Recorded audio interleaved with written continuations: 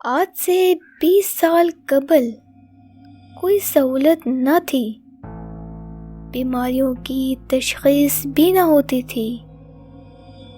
کوئی بیمار ہو جاتا تو ڈاکٹر کے بجائے کسی مزار پر لے جایا جاتا یا پھر دم درود کا سہارا لیا جاتا تھا۔ میرا اس کوٹ میں آنا جانا ہوتا تھا۔ ان لوگوں کی طرز زندگی پر انتہائی افسوس ہوتا تھا۔ وہاں اکثر کسی نہ کسی پر جن بھوت کا سایہ رہتا تھا۔ حوا بی بی بھی ہماری رشتہ دار تھیں۔ بچپن سے انہیں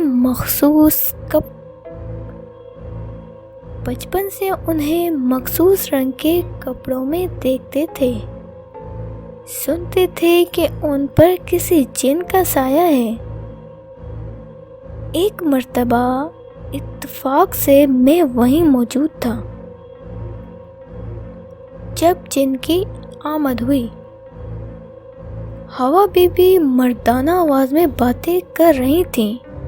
انہوں نے مشروب مانگا جو ان کے رشتہ داروں نے پہلے سے ہی تیار کر کے رکھا ہوا تھا۔ اسٹیل کی پرات میں نیم گرم پانی میں اپلوں کی راکھ گھول کر رکھی گئی تھی جو مشروب کے نام پر دی گئی۔ حوا بی بی اس وقت لوگوں کے مسائل بھی حل کرتی تھیں۔ مثلاً فلاں کی بکری گم ہو گئی تو وہ بتاتے تھیں کہ فلاں نے چرائی ہے۔ اس وقت بکری زندہ بھی ہے یا نہیں، بچہ گھر سے بھاگ گیا ہے، کہاں ہے، کس حال میں ہے، واپس آ سکتا ہے یا نہیں، فلاں کو فلاں بیماری ہے، علاج ممکن ہے یا نہیں، وغیرہ وغیرہ۔ اگرچہ میرا یقین ایسی باتوں پر ہرگز نہیں تھا، مگر میں بھی اس ہجوم میں سب سے پیچھے چھپا کھڑا تھا جو اپنے مسائل لے کر حوا بی بی کے پاس آیا تھا۔ حوا بی بی کی چوٹی کسی ناگن کی طرح سیدھی ہو کر سر سے آگے آ کر سانپ کی طرح لہرا رہی تھی۔ حوا بی بی کی آنکھیں سرخ انگاروں کی مانند تھیں کہ آنکھ ملانا ناممکن تھا۔ چہرہ انتہائی تنا ہوا اور کمر تختے کی مانند سیدھی، تو زانوں بیٹھی ہوئی۔ حوا بی بی کی عمر اس وقت 50 سے 60 سال کے درمیان ہو گئی۔ اولاد نہیں تھی، بچے پیدائش کے 3 سال بعد مر جاتے تھے، پھر شادی کے 13 سال بعد شوہر بھی نہ سمجھ میں آنے والی بیماری میں مبتلا ہو کر صرف 48 گھنٹوں میں داغِ مفارقت دے گیا۔ حوا بی بی نے حلق ترک کرنے کے لیے پانی کا اشارہ کیا تو میں نے عجیب منظر دیکھا۔ شیشے کے جگ میں پیسی ہوئی سرخ مرچیں گلی ہوئی تھیں، جیسے حوا بی بی نے ایک ہی سانس میں پی لیا۔ میں سب کو شاید شعبدہ ہی سمجھتا تھا، مگر حاضرین میں موجود ایک صاحب بہت دور اندرون سندھ سے سفر کر کے آئے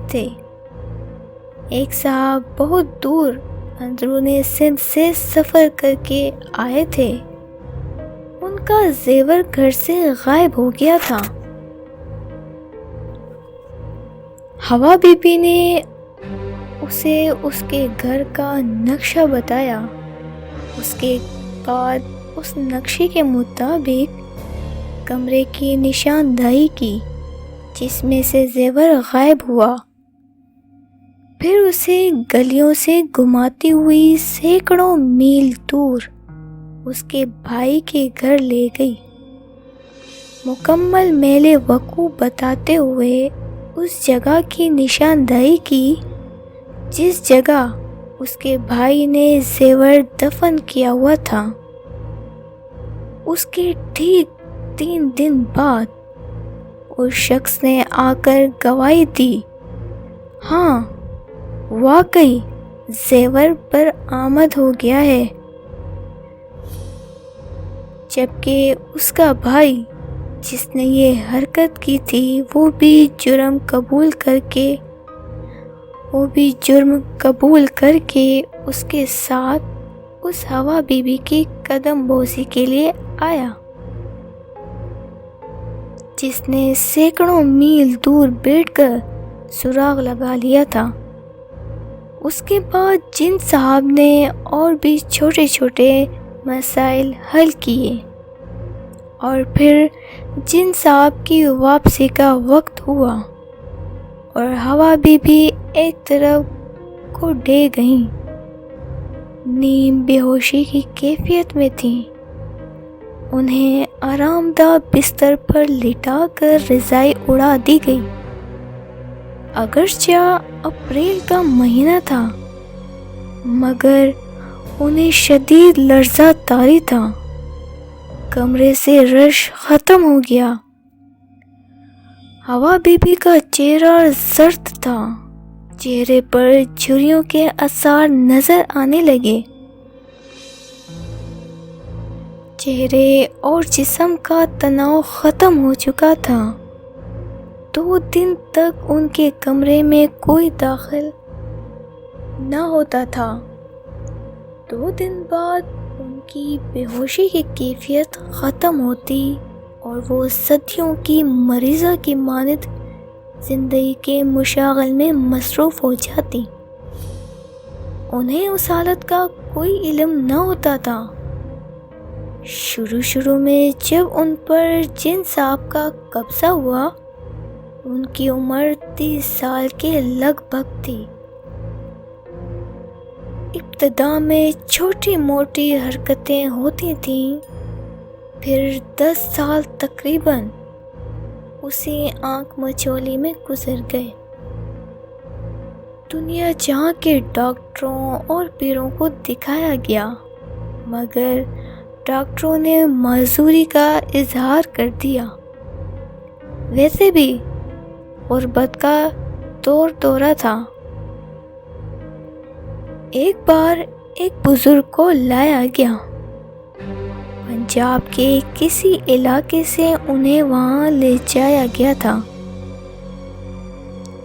انہوں نے ایک ہی نظر میں دیکھ کر کہا، اس عورت سے غلطی ہو گئی ہے، اب یہ جن اس کا پیچھا تمام عمر نہیں چھوڑے گا، اسے کوئی تکلیف بھی نہ دے گا، وقتاً فوقتاً اس پر آمد ہوتی رہے گی، یہ دوسروں کے کام آئے گی پر کوئی اس کے کام نہ آ سکے گا، اس کا خاندان مزید بڑھ نہ سکے گا اور آخر اسی کے باعث راہ عدم ہو جائے گی۔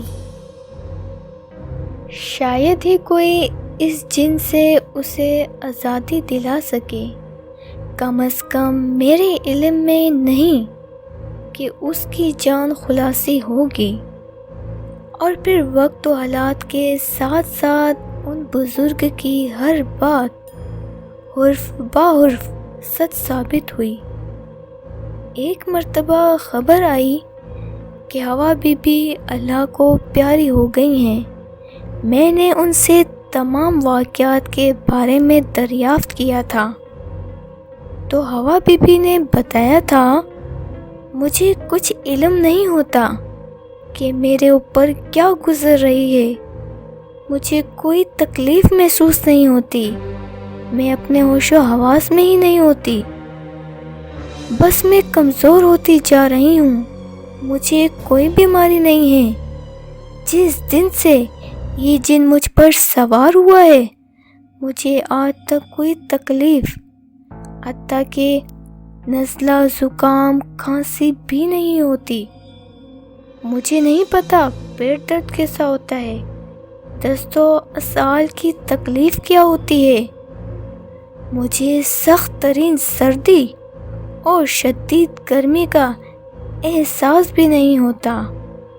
میں کئی دن کھائے پیے بغیر گزارتی ہوں۔